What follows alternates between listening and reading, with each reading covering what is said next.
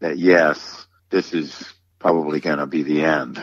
You know, you don't say that. You don't speak it. We kept it quiet with everybody other than the inner circle, you know. And of course, you don't want Phil to hear that either, you know, even though he may know it, he may feel it, and the doctors may have told him, but you don't want to, you know, it's just not the way you want to go. So we kept a positive spin on everything with Phil, and he was a positive guy, and he had booked a show coming up about, I don't know, I think maybe sometime this month or something. Wow.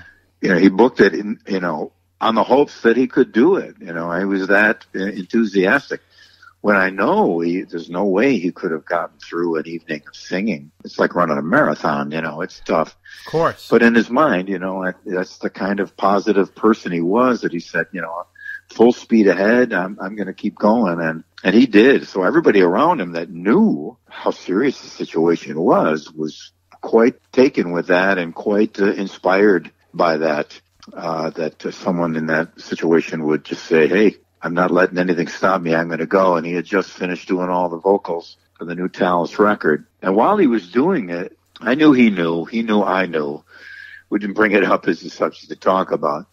But you know, I could tell that it was weighing heavily on his shoulders, because he had a tough time remembering lyrics and would make the kind of mistakes someone whose mind was elsewhere would make. His pitch was great. His timing was excellent, but he would make a lot of mistakes that were just not the kind of mistakes a singer would normally make.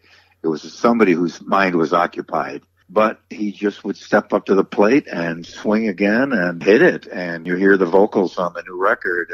It's quite a tribute, more than anything, to Phil's determination than anything else. And all of us in the band, our whole point of view on this record is it's all about Phil and his legacy. I don't care about much anything else other than that, and that people know how great Phil was. And what a spectacular performer he was, and the kind of inner strength that he had that a lot of people don't. It's pretty amazing. That is true. You know, it's interesting, Bill, when you say that. There's the video out there of him singing one of the songs. Yeah. And, you know, you're on the screen helping him along. And you would never know that there was an issue, you know, that he had been diagnosed with cancer. Sure. The way he was singing, I mean, you would have no clue, because he was like knocking it out of the park and giving it his all. It's just, yeah, he was hitting his notes so great, and the quality of his voice. You know, the first time I ever heard him and just kept him in the back of my mind, and then when Talas made a change in '83, I got a hold of him right away to work with him, because I just thought he was just a great singer and frontman. Quite amazing that he could pull it off the way he did. We see these examples once in a while where somebody just goes above and beyond human endurance and limitations and just keeps on pushing. And that's exactly what we witnessed here. I think it's great. He has two wonderful sons, and I think this will be an inspiration for the rest of their lives with their dad. He didn't back down. He didn't back off. He kept pushing. He didn't let anything stop him. Again, quite amazing. Now, when was the last time you spoke with Phil? I don't recall, but I know we were talking back and forth about what we were going to do for the record, the things we wanted to put in the cover, and various things, cover art and things like that. So there's so much work goes into putting out a record. Of course. And now with the COVID thing, everything is on 1/3 speed, so it takes forever. Normally it takes a long time, but now it takes a really long time just to get anything done. But we're surrounded by people who love Phil and love the band, so we're getting a lot of incredible favors from people. The gentleman doing the cover art is just amazing. We had two guys mixed the record, two different versions, and they're both fantastic.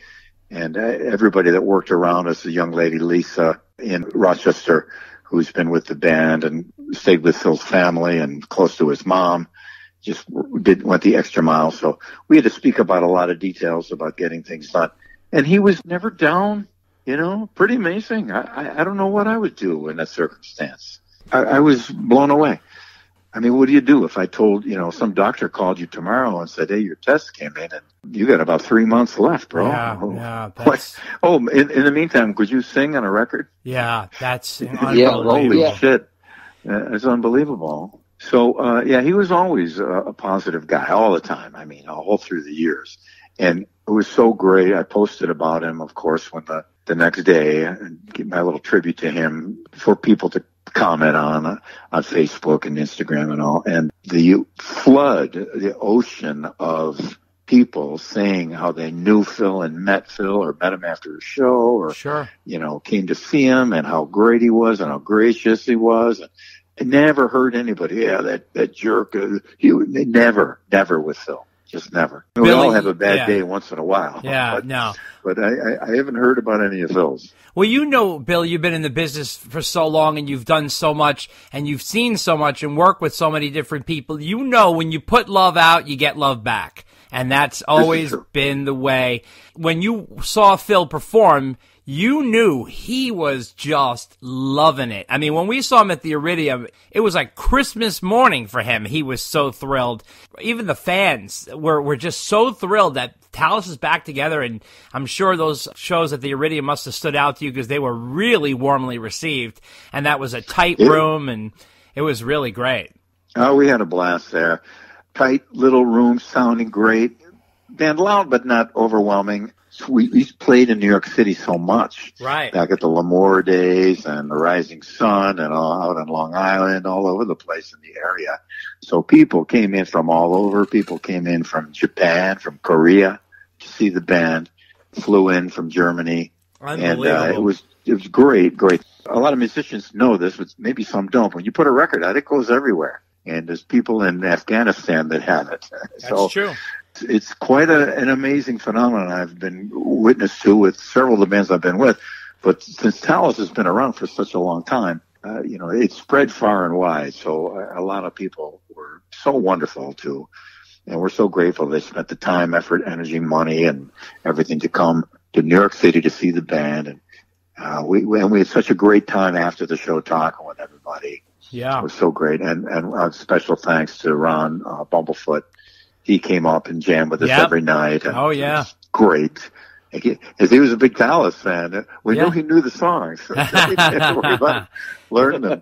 That's right. Sound checks I've done with him in the past, prior to this reunion thing, he started playing Sink Your Teeth into that. And how do you know that one? He goes, I see you guys all the time. So now what is the plan for the album? When you're looking to release it? What stage is it at right now? And do you have a title? It's been mixed, and we're looking to get it mastered. We have to do a special mastering from vinyl. Okay. And a lot of the vinyl mastering places are backed up 5 or 6 months. Well, I think we have an in with a wonderful place that's going to enable us to get it done quickly.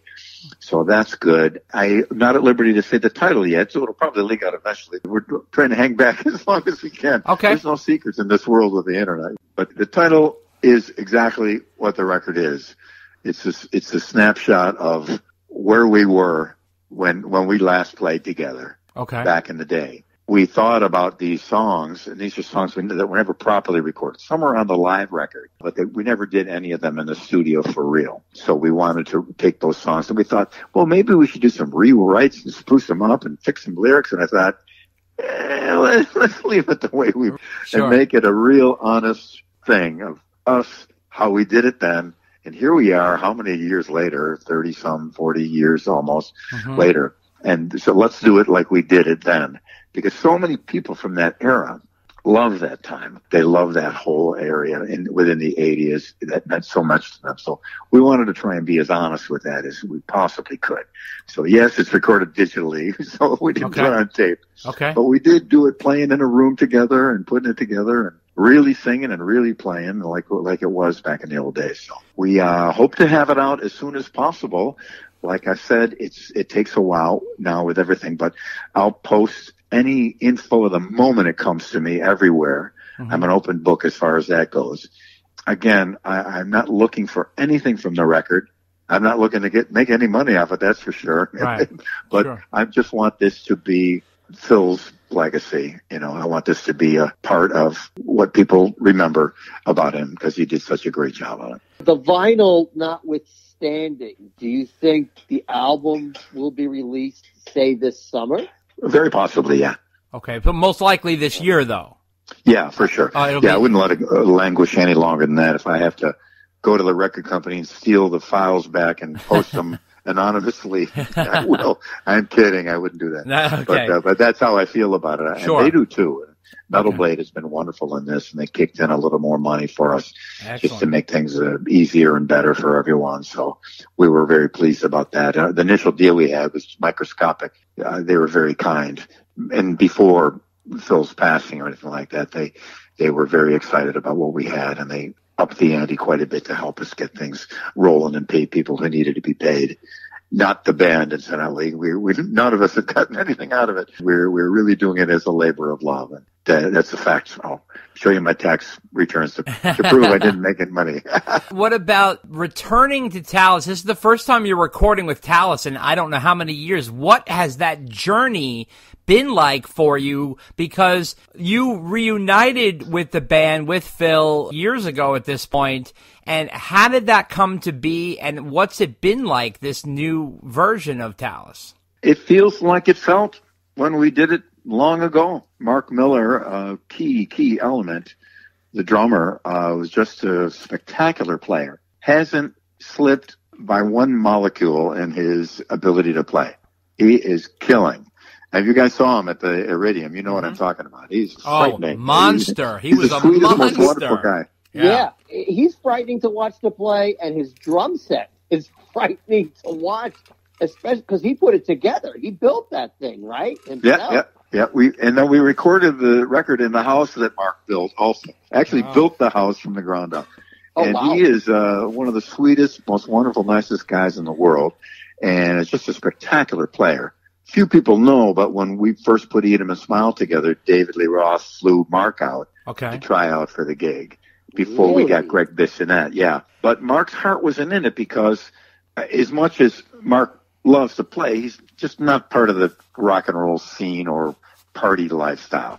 You know, he's a wonderful father and husband to his wife who passed away sadly, and he's got wonderful kids. And he just wasn't into that part. And I could tell when he came out for the tryout, I knew his heart wasn't in it. I knew he wasn't looking to tour the world in some big rock band and go crazy. It's not him. He'll have a sip of wine at dinner, and we have a riot together. We always did, all of us in Talas. But sure. He's just not that party guy. So I knew, even though Dave was kind enough to fly him out, I knew Mark really, he didn't have that in him. So fortuitous to us that we found Greg Bissonette, who turned out to be the perfect guy.